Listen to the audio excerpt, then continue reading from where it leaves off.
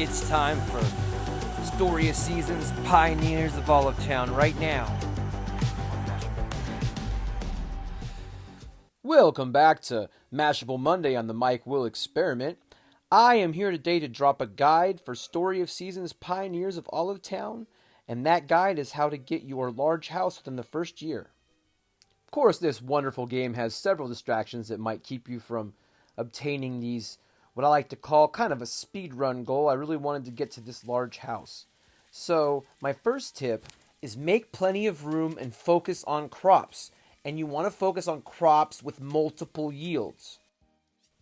In spring, I recommend picking cucumber as that has multiple yields, up to 3. In summer, I recommend green peppers as those also have multiple yields. In the autumn, I went with sweet potato, which yielded quite a bit of cash. In the winter, I recommend broccoli, which you can also carry into the spring. Number of makers and organization of makers are key. Make sure you place makers where you can remember their locations. Also put like makers with like makers, so that way you can have a group of wood, for example, here, and then you can have a group of other makers on top of that, and you can have another group of wood makers in a different location. But keep like makers with like, so it makes farming these things optimum and easy. Next, you'll want to hurry to the mines as the large house requires 40 gold and 40 silver, and then you will need to farm these items. There are several things you want to focus on when you're down here. I don't really recommend going for regular stone, obviously silver and gold. You also want to make sure you focus on floor and wall veins, as these typically can contain a valuable gemstone item.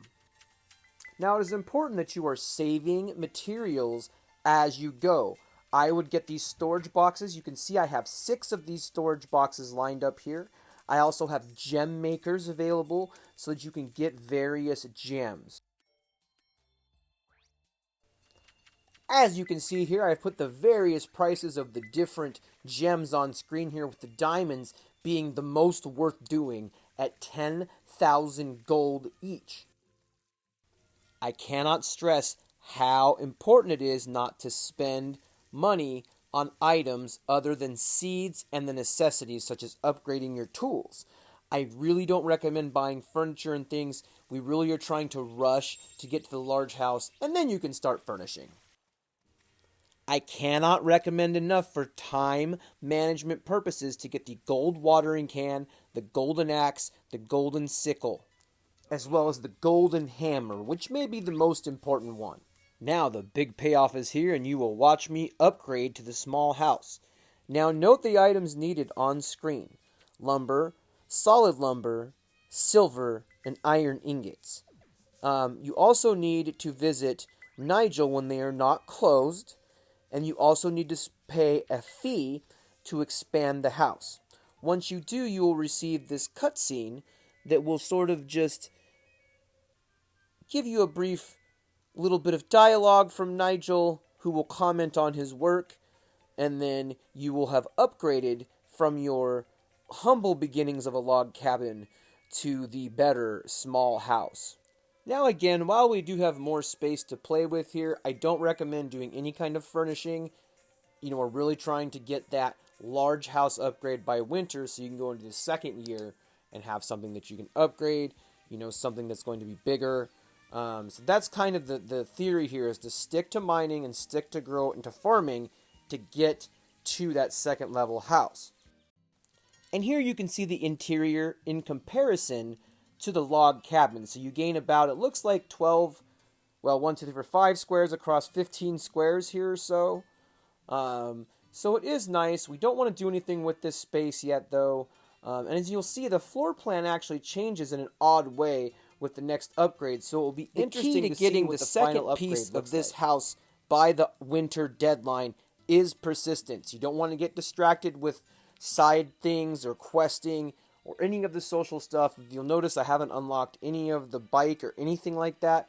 It is because I was rushing with the use of these gem makers and other things to have that extra cash and these crops to essentially put those items towards the houses. That's really all we were doing with this playthrough and this guide is, can we get to that large house by winter, which I had shown that we can if we focus our techniques.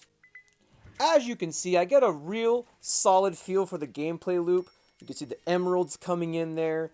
It was an amazing, amazing experience getting to this second level of house. It was super rewarding. The devs at Xseed, it did a really good job of making these something you want to obtain. Now, we are going to go and upgrade to that final step. So we're going to talk to Nigel here one last time. You see the requirements to expand on screen: 100,000 gold, the 40 gold ingots, the 40 silver ingots, the 60 supple, and the 60 durable lumber.